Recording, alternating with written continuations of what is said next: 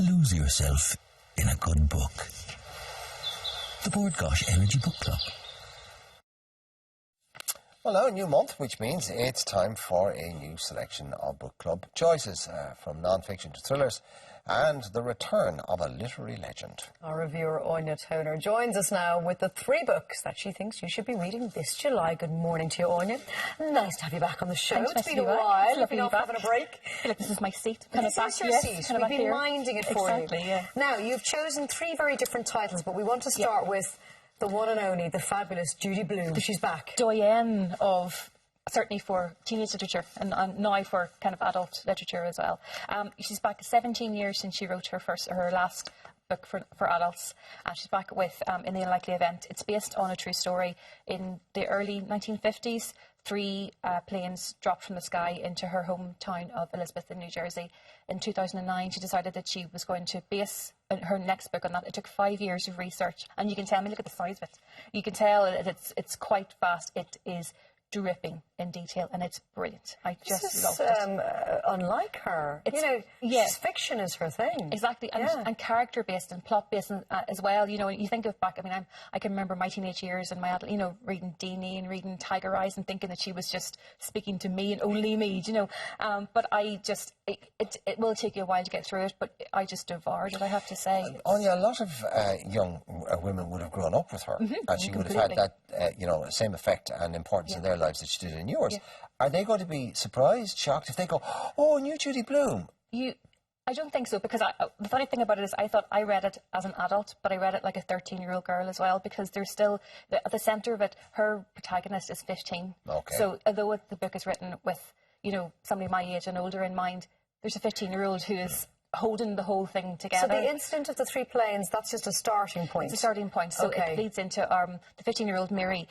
3 planes fall from the sky in her hometown as well in 1952. So it kind of flashes back to 1952 up to 1987, to their 35-year anniversary, when she goes to New York for the commemoration of it. And it's the stories that the lives that are lost, the lives that are changed irreparably by the 3 planes. Sounds great, actually. I like it. I have to say, I'm totally impressed by it. And I sat on the sofa in my parents' house and wouldn't speak to anybody till I got it read. It's not like she doesn't know what she's doing. Well, but she said that she probably won't write another book for adults. I think she's in her late 70s now. She is, so, I think if you're going to read one book by her, I think this is probably going to sum up her entire work. Okay, fantastic. Okay, let's move to the thriller next, and it's by an Irish author, Nikki Owen, now based in the UK, and the premise is what? It's called The Spider in the Corner of the Room, which kind of makes it sound a bit creepy altogether, doesn't it? Yeah, it's based on a plastic surgeon, Maria Martinez, who's from Salamanca, is living in London,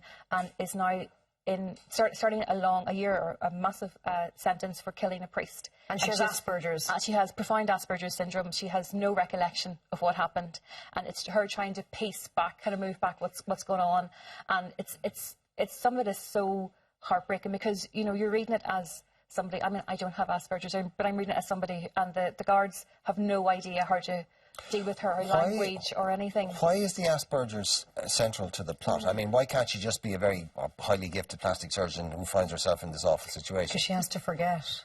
I think that's what it is. She doesn't remember, and people are telling her their versions of what they think happened, or what they're trying to tell her, so that she believes it. But she's so involved in kind of coding, and she has this kind of systems and orders as well, and that's the thing that's going to help her kind of put the pieces back together. Right, okay. And it does take a while. Now, it's quite a short book, and you will fly through it, and it's part of the first in the trilogy now, the Project Trilogy. It's only coming out. But in saying that, I just find it really interesting. I like thrillers anyway. I like something that's a bit unnerving, kind of unsettling. You love that, you were telling me. Yeah, I really, I love things that make you think. Great holiday book? Probably not for the beach. Okay. But maybe like on a city break or something. City break, okay. But I think it requires a bit more kind of concentration. It does go back and forward quite a lot. And there's kind of some parallel kind of stories running through. So you do have to kind of pay attention, kind of keep going back and making sure you know who's speaking at which time and stuff. But very enjoyable. Sounds like the kind of book that you read a chapter before you go to bed, and then you have to read the same chapter again. You have to keep thinking about it as well. But it's been optioned for a TV programme, apparently, as well. Fantastic. Yeah, I think it's definitely well done to Nikki. Now, this is all right. This is right up your alley, isn't it? Right up my Run, street. ride, sink or swim. Yeah. Now, to be honest, when I read the premise, I was like, I'm not really sure this is for me. I'm not a very sporty person. Well, listen, I do triathlons, but I was thinking, do I really want to read a book about a woman who does them? Exactly. Well, you were I am in love with this. Gripped by her. She's a freelance journalist. She just decided to see what the buzz is like, because a lot of her friends were doing triathlons, the tryhards they're calling them, and I was amazed by it. You're hooked on it, you are gripped, and you are rooting for her the whole way. And it's not, it's not this, I started running and all of a sudden I realised that I was the best runner in the world and I can do it all in no minutes. It's hard, it's grafting, and she tries to do 5 triathlons a year, which I think sounds like an awful lot. Now, granted, she does one of them in St. Lucia. So I think I think, if you're going to do a triathlon, I wouldn't mind doing it at St. Lucia either, but... Yeah, it's a nice destination to do a triathlon. Exactly, Yeah. but it's a lot more than just about her swimming, running and cycling. It's a bit of a journey, isn't it? It's her journey. It's her journey. But you hate that. Men hate that phrase. There's an honesty to it as well, though. And, she says things are rough.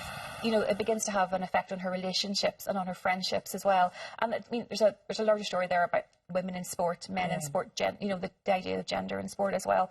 I just say, I read it in one sitting. I really, really enjoyed it, and I was wishing her all the best. When she was going through each of the moments, I was like, oh, come on, I really want her to do something. So I think it's a great motivator. She says it's... I read this book about triathlons in one sitting. She says the book is for the tri-curious. Yeah. Tri-curious, which I like too. Run, ride, sink or swim. Lucy Fry, and the Spider in the Corner of the Room by Nikki Owen, and of course Judy Bloom's book is called In the Unlikely Event. Really good choices, Anya. Loving them. Now, how would you like to be in with the chance of winning a book club goodie bag and Versus tablet? Well, all you have to do is send us in your 50-word reviews of any of our book club picks this month. You can get them into us by Friday the 24th of July to enter, or you can email them to irelandm@tv3.ie, or you can post them to Bord Gáis Energy Book Club, TV3, Westgate Business Park, Ballymount, Dublin 24. Lose yourself in a good book. The Bord Gáis Energy Book Club.